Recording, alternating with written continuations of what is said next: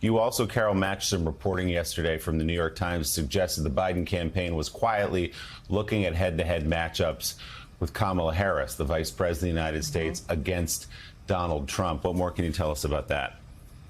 Well, this is the first time that they've done this sort of polling, and it obviously comes at a precarious time. The timing is pretty interesting. Now, what officials are saying is that they're doing this because the former President Trump has started to attack the vice president, that it's based on that. But putting the vice president up against the former president in a hypothetical head-to-head matchup is a significant thing. And whatever that data shows, if you draw the line back to what President Biden said last night in his press conference, where he said, if he was asked if he was shown data that showed his vice president could beat former President Trump, would he reconsider? And he said he would look at data, and that if he was told that he couldn't win, then maybe he would consider dropping out. But nobody said that.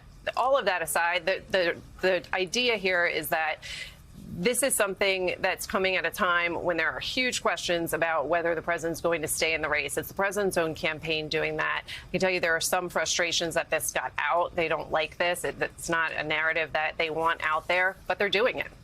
Yeah, and just to add to Carol's excellent reporting, Willie, the polling about Vice President Harris, yes, could be interpreted as a hint of possible change at the top of the ticket.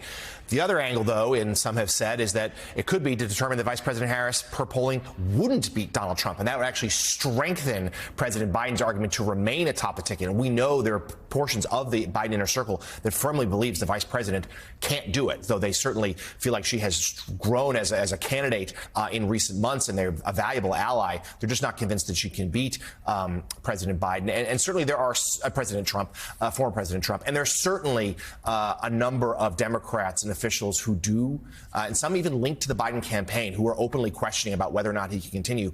But to be clear, his immediate family and his inner circle, those advisors who make the big decisions around the president, they're all firmly convinced that he should stay in. And Willie, they still think he can win.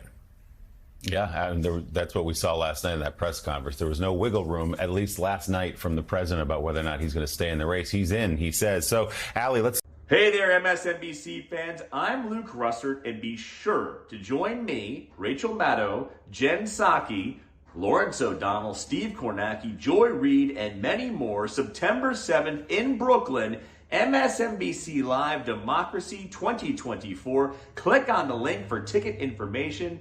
We will see you there.